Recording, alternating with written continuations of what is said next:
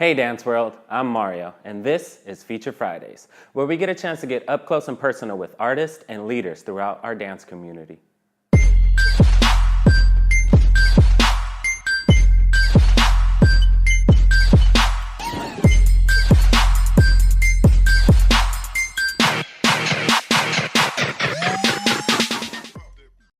Hello everyone, and welcome to Feature Fridays. Today we are honored to have with us the fly Bibi Paymaneh, curator of DAMSF and choreographer and teacher throughout the Bay Area.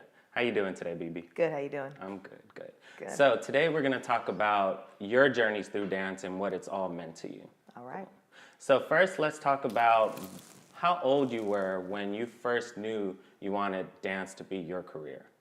I joked about this, but I'm totally real. I still don't know if I want it as a career. Like, it's something that I've always loved and couldn't let go of, and I knew that kind of at a younger age. Well, maybe not even a younger age. I was like in middle school, if that's considered young. I saw my best friend perform, and I was like, I want people to look at me like that. Awesome. And that was like the moment that I knew I wanted to be on stage. Gotcha. The rest of it just kind of kept going. Yeah, and cool. It's been a journey. Nice.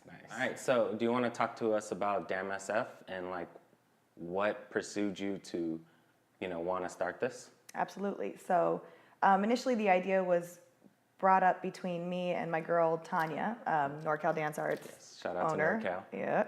Yeah. We together wanted to create a show that kind of resembled Carnival in LA, gave choreographers a chance to showcase not just hip hop, but other styles of dance in the Bay Area. And then the icing on the cake was being able to invite our friends of other artistic disciplines, to come in and perform as well. So that's why we added the poets. I have a lot of really dope poet friends, artists that get to display their work around the place, musicians that we work with. But it was inspired by Carnival originally. Cool. So you kind of just cover the whole entertainment realm in a way. It all relates to each other. Yeah, I feel like, we all overlap on so many different things. I just couldn't make a choice to just stick to one. Yeah, gotcha. Awesome. Yeah. What has been your biggest struggles through this all? I think the hardest thing is actually having to put in the time and work for things. It's easier when there's a couple people working together for the same goal. Most of the time, I just kind of come up with an idea and I go with it myself. So the time it takes from an idea to curation is it's longer than I would hope. Yeah, it's a lot of work. Yeah, it is. So I think that's honestly the hardest part, is just coming up with a plan, sticking to the plan, and executing it all the way. Cool. It just takes a while. Was there ever a moment where you were like, all right, this is going to work? Honestly, every time I'm at a DAMSF event, that's when I realize it actually worked. Everything up until the moment is like, maybe, that should, cool, maybe. But when you're there, in theory, I think it'll, But when you're there and you see everybody having a good time, then I'm like, it worked. Awesome, cool. Yeah. I've been to a couple of DAMSF shows myself, and I have to say, the lineup, the talent, the event, and the way it's coordinated and the way it's kind of put on, it's very, very impressive, and I want to congratulate you on that. Thank you. Very good. Schnaps. Schnaps holds me down. That's my manager day of. Gotcha. She gets all the work done, yeah. All right. I appreciate it. Is there anybody else you want to mention that helps you put on DAMSF? Oh, I miss my Nikki. Nikki moved to New York. She was with me the first 3-4 years, though, every single show working the front. And I think we all know front desk is, one of the most crucial parts of any event you do. So Nikki, of course, Dee Dee, George, Keshi, I have a lot of people, Ceci, they come and they help me at every single event. They just assume they're supposed to be the Chelsea. They show up and they're like, where do you need help? So those people, they are there for me every single time, and that's really, really appreciated. Definitely. Shout out to Marketing Kings for the future of it all. So. Cool. What are your feelings on the dance scene in the Bay Area and it as a community? I think it's, I kind of feel two different ways about it. One way, we have the most creative, I feel like, dance artists out there. We have a lot of artists that are driven just from pure passion, and that's something we can't say every other industry or area has,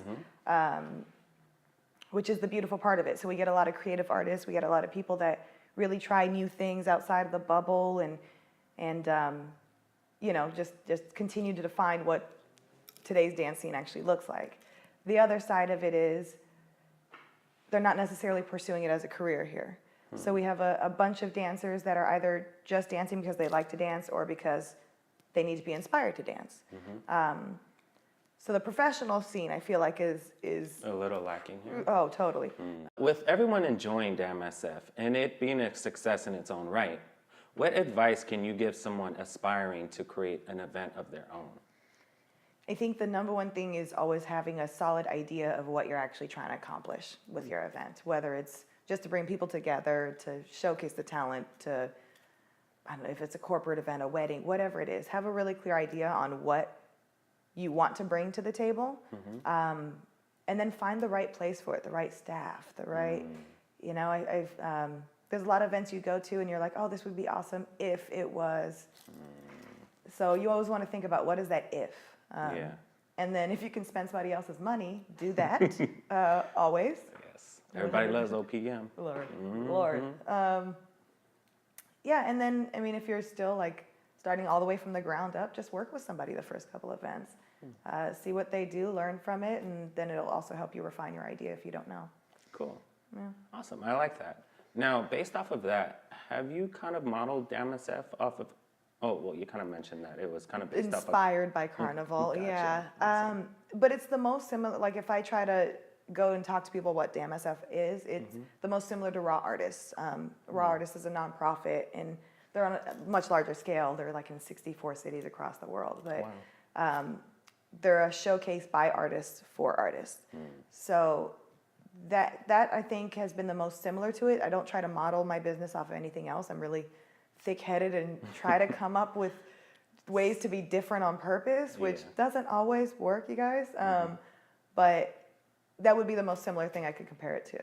Cool, cool. Yeah. What can the dance world expect from Bibi in the near future? I've been partnering up with more events, so curating different events where I would be plugging artists into showcases with other organizations. There's one specific one in Hayward that I'm working on, Eden Night Live. It's been a really cool opportunity for people to kind of test the grounds in different creative ways. Cool. And then after that, next year, Damn SF is on the road. So Sweet. I am planning 4 to 6 different showcases and trying to tie in the larger picture things. So Nice. Yeah. Congratulations. Thank you. Thank you. Cool. So when can we expect the next Damn SF? So the next one's solid, February 23rd, DNA Lounge in SF. That's where we're kicking off the year. Sweet, sweet. All right. Well, thank you guys for hanging with us today. Thank you, Bibi. Of course. And for more information on Bibi, make sure you visit her at bibikhalili.com. Cool. I'm Mario, and this was Feature Fridays. Peace out. Oh, yeah.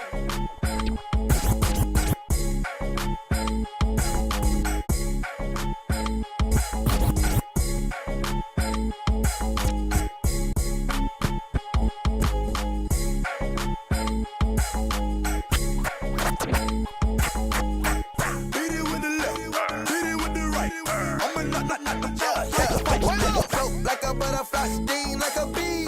Rumble, young nigga, rumble.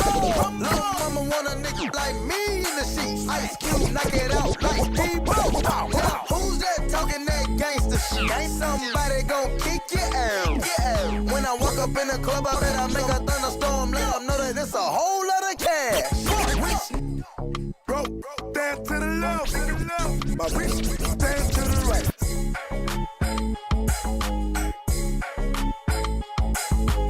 Thank you for watching, and thank you again, Bibi, Paymaneh, and Damn SF. And a special thank you to Move Media for the coverage. Now, for all your photography and videography needs, make sure you visit Move Media on Facebook and Instagram. And please like and subscribe for more up-and-coming videos of Feature Fridays. And feel free to leave comments on who you would like Funk Rock to interview and what topics we would cover. Until next time, I'm Mario, and this was Feature Fridays.